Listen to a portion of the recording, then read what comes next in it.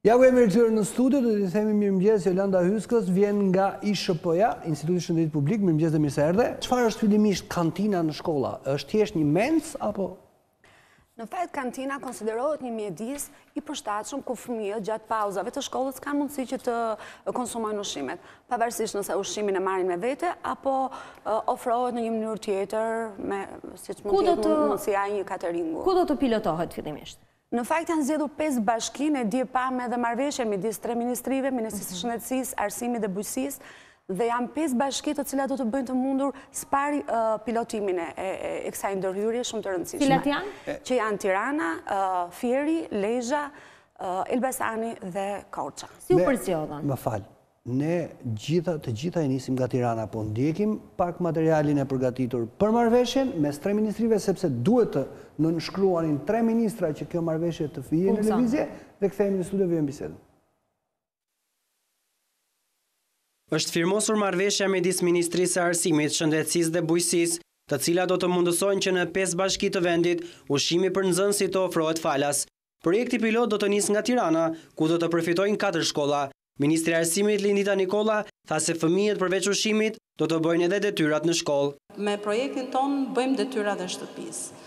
Do të mundsojmë orarjet më të zgjatura në shkollë, duke u dhënë mundësi të gjithë nxënësve në këto 20 shkolla për të mundësuar për këta nxënës përparimin në mësime nën kujdesin e një mësuesi, duke bërë të mundur heqjen e barrës prindërve për gjetur mundësi alternative dhe për të asistuar fëmijët e tyre në përgatitjen e mësimeve dhe detyrave shtëpisë. Ndërsa Ministri i Bujqësisë Niko Peleshi shtoi se siguria ushqimore në këtë shkolla do të jetë maksimal.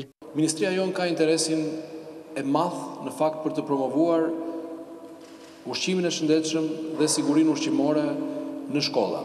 Por nuk mund të kemi dot sukses nëse këto masa, këto reforma apo aksione nuk shoqërohen edhe me rritjet nivelit të edukimit, pra me një ndryshim kulturor edhe të vetë konsumatorëve. Gerta Manastiliu tha se ministria që ajo drejton do të kujdeset për higjienën e ushqimeve në mënyrë që ato të jenë të shëndetshme për të vegjëlit. Ministria e Shëndetësisë do kujdeset për gjithë menun që do të ketë brenda këtyre kantinave dhe gjithashtu dhe nga pikpamja e kushteve higjieno-sanitare ku këto ushqime do të prodhohen pra për fëmijët. Përveç Bashkisë së Tiranës, ky projekt do të shtrihet në Bashkinë e Korçës, Lezhës, Elbasanit dhe Fierit. Ja ku jemi rikthyer në studio, tani po të heqim Tiranën, do funksionojë njësoj edhe në bashkitë e tjera, apo do e marrim si shembull një herë Tiranën dhe më pas do ta zbatojmë? Kam përshtypjen për sa kohë që po fillon në 4 shkollat e Tiranës dhe nëse do të shikojmë edhe qasin që po bëhet e ofrimit të ushqimit në shkolla, në këto 4 shkolla, besoj që ne do të shikojmë se si do të shkojë spari kjo lloj qasje në Tiranë dhe besoj që pastaj edhe bashkitë e tjera do të keni model më të mirë, le të themi, të një qasje më objektive dhe të provuar tashmë për shkollat e tyre. Do të jetë catering apo do të gatuhet në shkollë? Në fakt është shumë interesante zgjedhja e 4 shkollave dhe mënyrave se do të ofrohet ushqimi, sepse do të kemi një shkollë e cila fëmijët do ta marrin vetë ushqimin nga shtëpia dhe do ta konsumojnë në shkollë.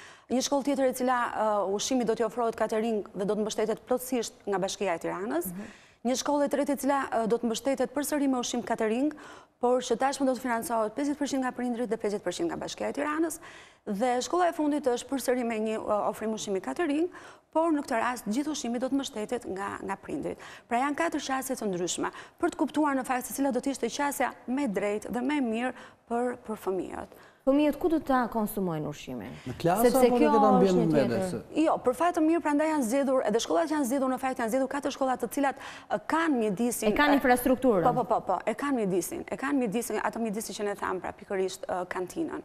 Vendin ku ata mund të konsumojnë. Kush do shndrohet në kantinë, sepse nuk e kanë pasur palestrat apo shkollat sipas mundësive të tyre i kanë përshtatur mjediset.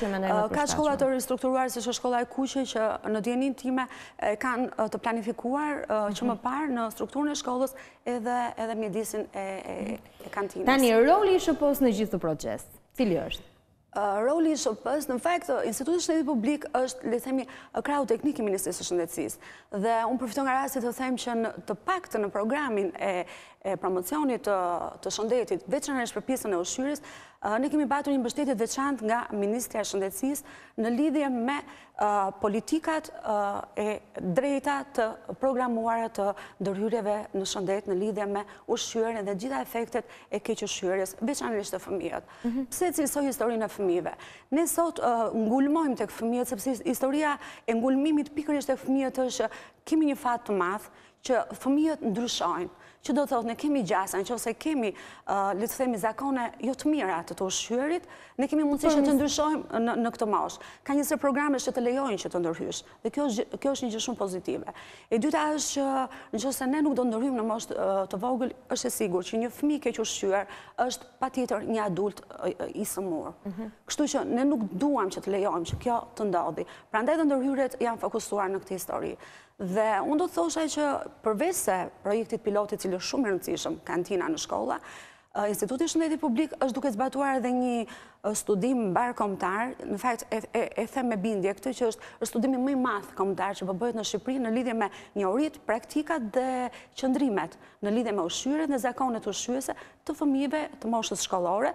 Janë fëmijët e klasave të para deri në klasat e 8 të sistemit 9 vjeçar, familjeve të tyre, gjithashtu edhe mësuesve, drejtorëve të shkollave ku këta fëmijë janë përzgjedhur, por edhe një sër personash kyç që ne i konsiderojmë persona kyç, ata persona të cilët janë të lidhur me historinë e të ushqyerit. Seanca informimit, trajnime çfarë ndodh? Ky është një studim ku ne po matim njohuritë, qëndrimet dhe praktikat, që do thotë ne intervistojmë fëmijë, intervistojmë prindërit e tyre, intervistojmë drejtorët e shkollave dhe këta persona kyç që nëse do ta thosha në mënyrë më të thjeshtë janë kryesisht profesorë të bashkisë, profesorë drejtorisë së shëndetit publik dhe profesorë drejtorisë arsimore në lidhje. Se kam një frikë që ignoranca do të jetë shumë e madhe në këtë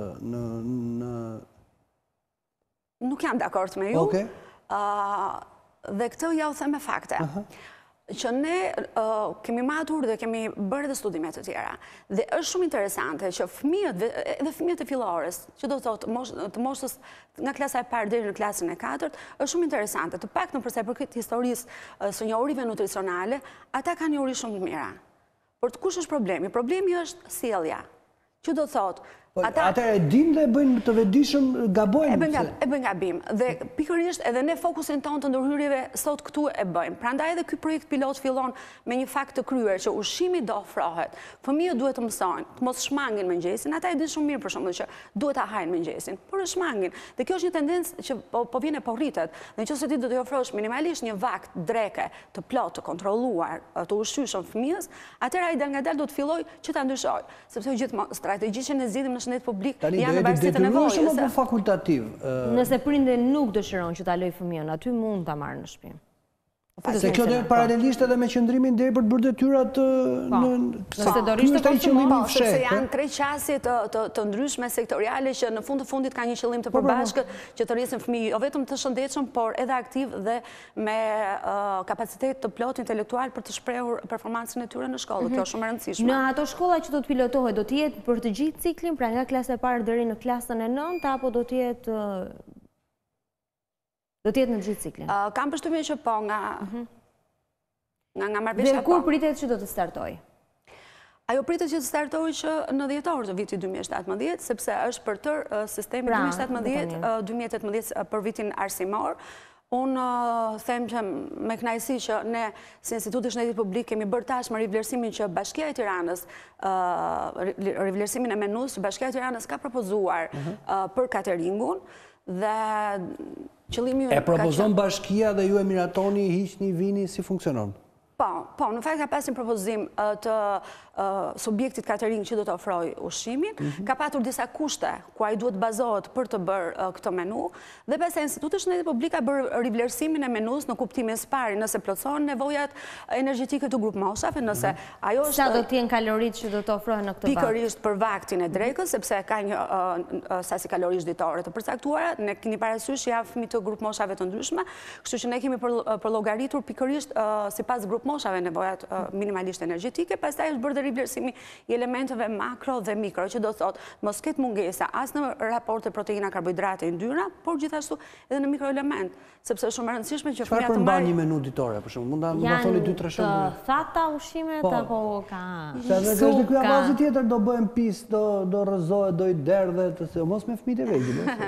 Po, ju keni të drejtë në fakt në pyetjen tuaj, por jo, nuk janë vetëm ushqime të thata.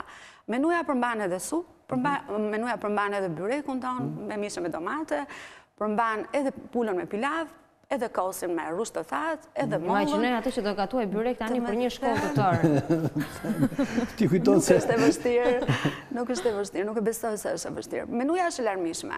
Dhe jo vetëm kaq, por kemi kërkuar që të ketë pjata tradicionale shqiptare, që ne ta promovojmë edhe kulinarin shqiptare. Fëmijët të mësojnë, pikërisht, dhe gjithashtu i kemi kërkuar që të mbështeten edhe produsit lokal. Sepse normalisht produktet tonë të stimulojnë, të përdoren produktet lokale. Janë të freskëta, janë më pak të kushtueshme, vinë shumë shpejt në tavolinën tonë. Mbështesim prodhuesit tanë të vegjël lokal, pse jo? Mendoni se do ketë sukses? Besoj se po. Ne të falenderojmë, ishte shumë mirë se që ishte këtë mëngjes me na. Për kantinat në shkolla. Me këtë do ta mbyllim dhe ne do të takohemi të hënën në 7:05, kalofshi një fundjavë sa më të mbarë të gëzuar. Mirupafshim.